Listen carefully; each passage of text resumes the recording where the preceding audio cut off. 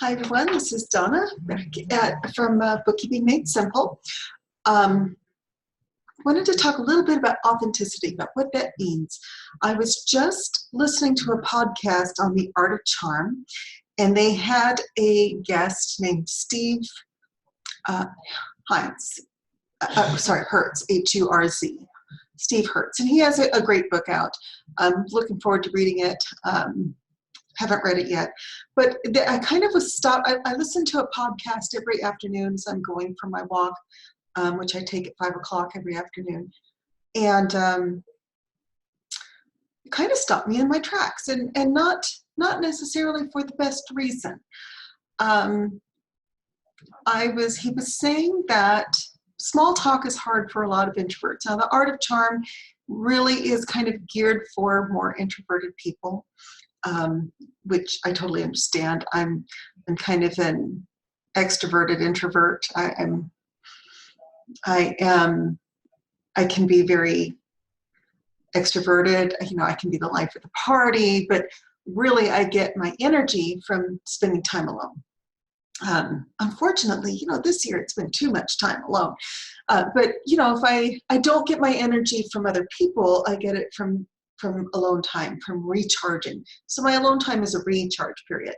I know other people who really get their energy from going out, from being around other people. If they're not around other people, they are just, not doing as well. So, I get the whole introverted thing. And he was talking about being authentic, and then he mentioned small talk, and about how a lot of times people will say, you'll say, "How you doing today?" And people will say, "Oh, I'm amazing. It's the best day of my life." And it's not really authentic because maybe it isn't. And I thought, you're missing some of the point of that. I don't ever say anything but I'm having a great day for a number of reasons. Everyone in my house woke up this morning. That's a good day. The day may come when that's not the case, and I am highly aware of it. Nobody in my family's in the hospital today. That makes it a great day. Now, I may be struggling with some flagging energy, but that's not something I really want to mention to strangers, okay? I don't really talk about health problems. I probably will when things get really down to the wire, because I'm hoping to build a viewership. But I don't talk about the crap that goes on behind the scenes most of the time, because I'm trying to talk myself sometimes into being happy, into having that amazing day. So if I start, it's a certain amount of fake it till you make it. If you start putting the energy out there, if you start smiling actually does a lot to reduce depression.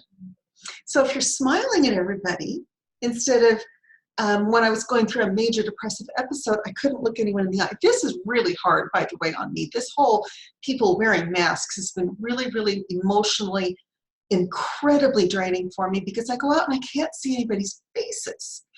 So I tend to talk to the same people over and over, and it includes at the grocery store. They know who I am. They know, kind of some of my habits, and I can go in and I can see them, and even with their masks on, I know who they are. I know how the mask kind of raises when they smile.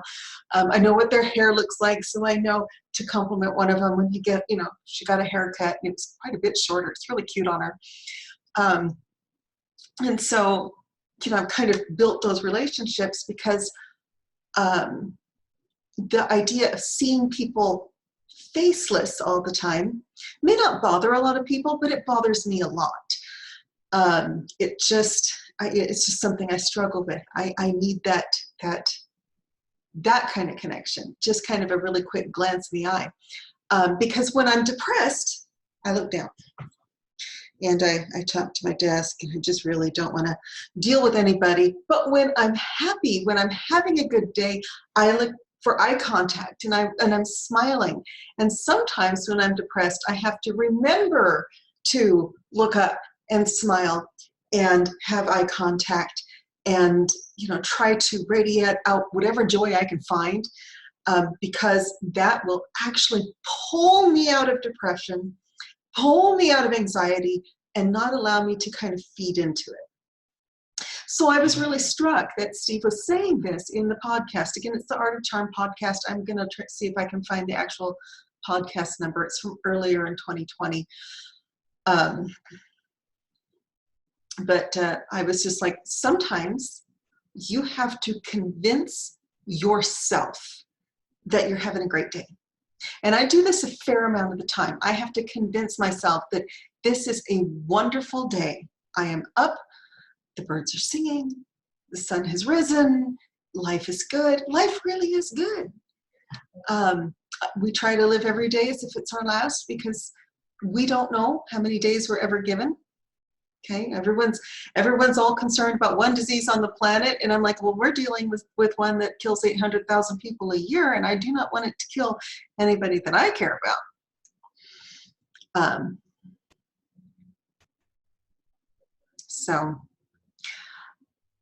And the other reason why I tend to try to be way more upbeat when maybe I'm not feeling that is because if I have just met someone, say I go to a networking event, they will come back eventually, I promise. Say I go to a networking event and I have just met someone, and there's a certain amount of vulnerability I allow myself to do. But for the most part, you have to kind of earn your way into that. Again, because I'm fairly introverted. I don't necessarily want to tell everybody I talk to about my personal problems. I reserve that for friends and family. That is something that I just, when I need to get things off my chest, I have friends and family that I go to, and, we'll go to lunch, and I will, maybe I'll break down, who knows, or a therapist. Or it's just not something that I necessarily want the whole world to know. And so he was saying that by not being vulnerable with others, you were being inauthentic. And I thought, no, sometimes I'm being protective. I'm being protective of my energy. I'm being protective of, my family's privacy. I'm being protective of, who do I want to be vulnerable with?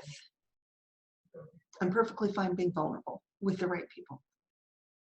But that's probably not going to be someone I just met at a networking event.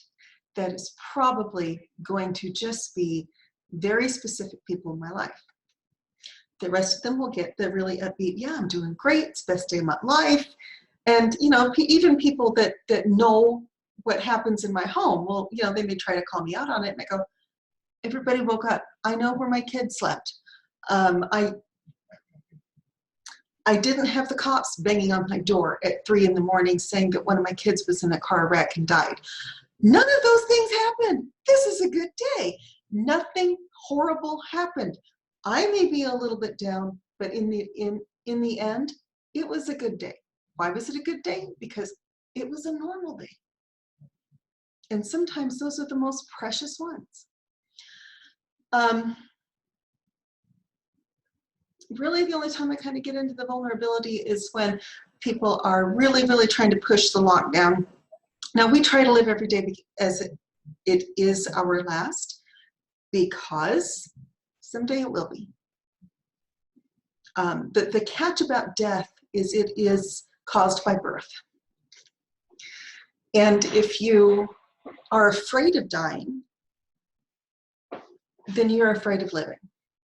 So if you're afraid of getting sick, you're afraid of living your life, because that's part of the cycle. And again, this is not a political thing. I don't want to get into politics. This is just me.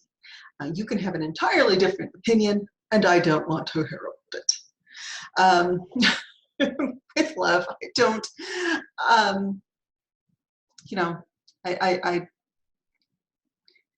I have very close, tender reasons for having the opinions that I do, particularly about 2020. So, if you have a different opinion this time, keep it to yourself. Thank you. That's kind of it for today. I will look forward to hearing from you again. but I really just wanted to put it out there that sometimes authenticity does involve talking yourself out of a bad mood into a good mood. And that may come across as inauthentic to some people, but I think that's those other people's problem and not yours. So I kind of laugh because people say, oh, you know, you look so great on your videos. And yes, I love to wear makeup, and I love to have, my hair is kind of wild today, but I love to wear makeup, and I love to have my hair just so, and I love to have my face just so. And if I do these in the morning, everything is just, you know, perfect on my face. But honestly, you know, I am who I am. I tend to be more of a glamazon, as I kind of put it, and then there's other times when I'm not. So like right after my eye surgery, I could not wear makeup for 2 weeks. That was so hard. 2 weeks during the holidays. That was just so hard. But be who you are, and don't make apologies to anyone else for it, and don't worry about what anyone else thinks of you for it. So that's kind of my little rant. You guys have a wonderful day, and I will look forward to talking to you again soon.